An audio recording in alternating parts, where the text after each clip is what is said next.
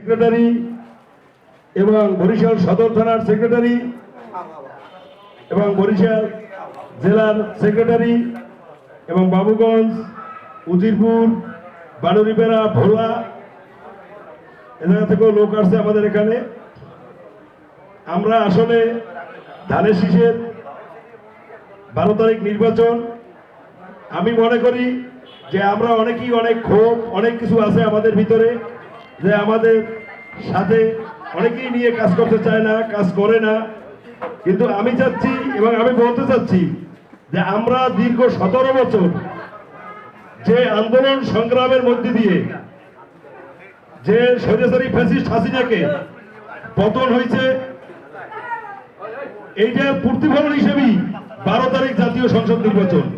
তাই আমরা এই 17 বছর যে আন্দোলন সংগ্রাম করছি, সেই আন্দোলন সংগ্রামের ফসল আমাদেরকে 12 তারিখ ঘরে তুলতে হবে। এতে কেউ কোনোভাবে কোনো কার্পণ্যতা করা যাবে না। মূলদল, সহযোগী, অঙ্গ সংগঠন সকলের সাথে একত্রিত হয়ে আমাদেরকে ধানের শীষের পক্ষে ভোট চেয়ে 12 তারিখ নির্বাচনে ধানের শীষকে বিজয়ী করতে হবে। বরিশাল সদর আসনে মজিবুর রহমান সরোয়ার ভাইকে বিজয়ী করতে হবে।